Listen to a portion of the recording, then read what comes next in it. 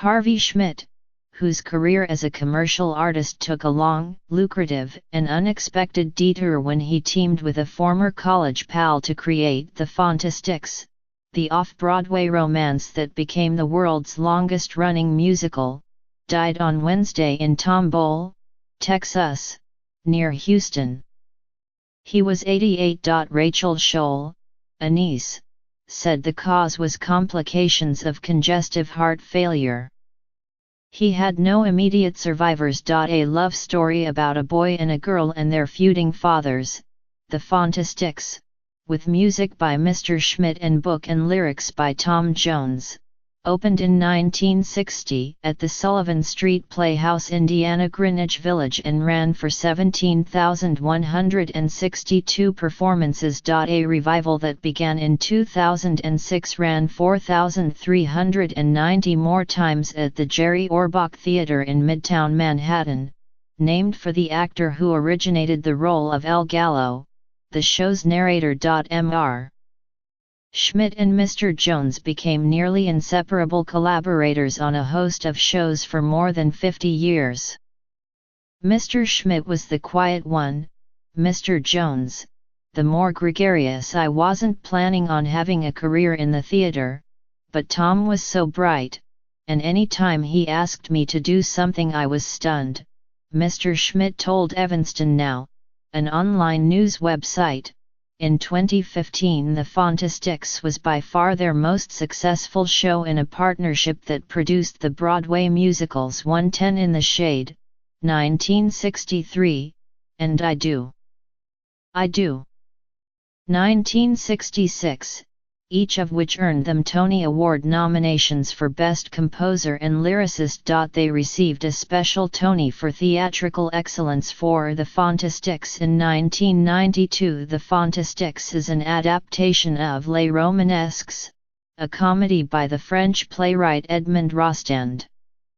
With Mr. Schmidt in the Army, stationed in El Paso, Texas, Mr. Jones initially set to work on it with another composer, John Donald Robb, on what was tentatively titled Joy Comes to Deadhorse, a Western version of the Rostand story. When that did not pan out, Mr. Jones turned to Mr. Schmidt, who had been discharged from the service and was working as a commercial artist for various NBC television programs and magazines like Esquire and Life.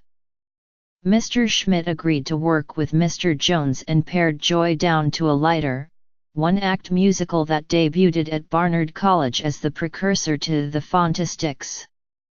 Mr. Schmidt said he wrote the melody to Try to Remember, the signature song of the show, in a rehearsal hall in 5 minutes. It was a hot day, there was no air conditioning, and I was tired, he said in Razzle Dazzle, The Battle for Broadway, 2015, by Michael Rydell. I had a few minutes rehearsal time left and I didn't want to waste them. So I just put my hands on the piano and thought I'll just play a simple song. I played Try to Remember from start to finish without changing a note. In a telephone interview, Mr. Jones said, Harvey was not a trained musician, but he could always do it, from the time he was a child. And playing music for him was a very direct emotional release. He was just extraordinarily full of music of all kinds. The opening of the Fantasticks, on May 3, 1960, was met with mixed reviews. In an article they wrote for the New York Times 4 years later, Mr. Schmidt and Mr. Jones recalled that their producer, Lorne Noto, had kept the show running despite the criticism. But with success came moments like the one they described in the article.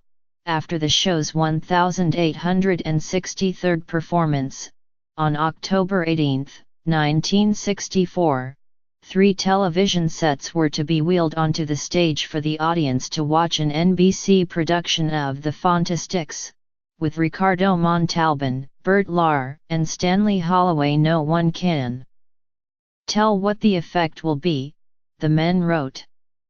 Some say it will hurt us, others, that it will help. It certainly did not hurt.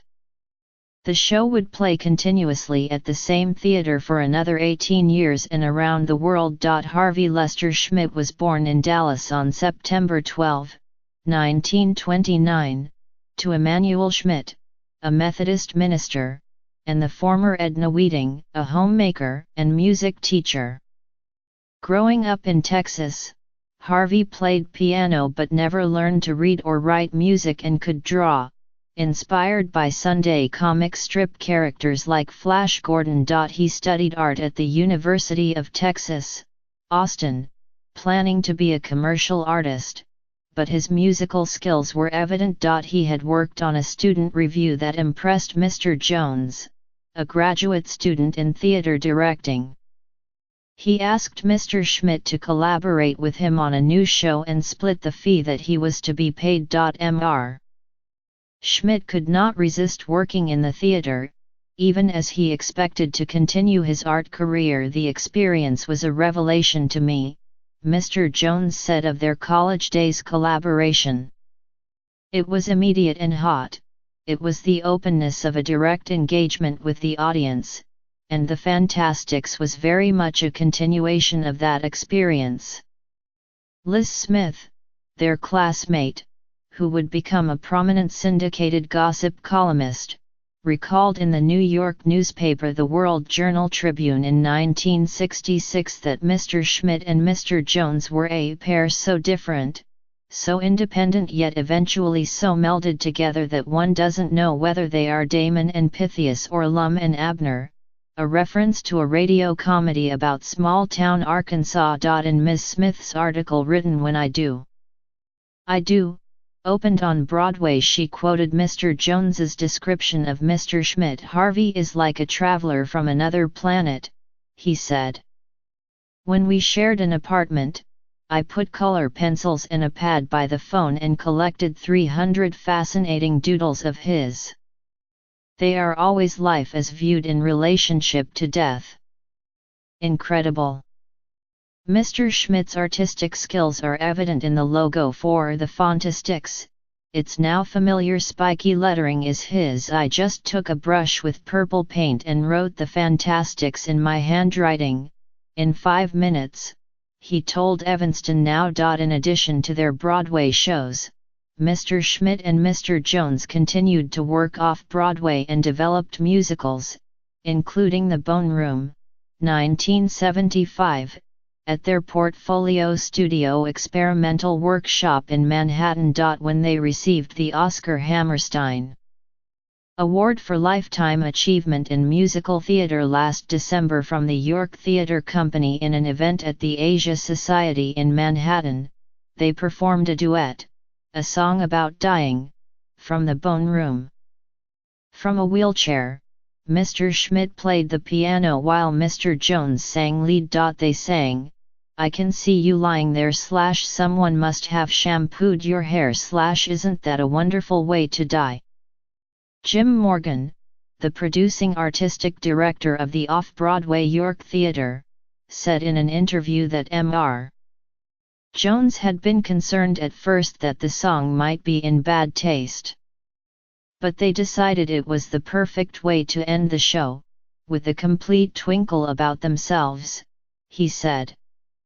Their sense of showmanship came through. It was the last time they saw each other.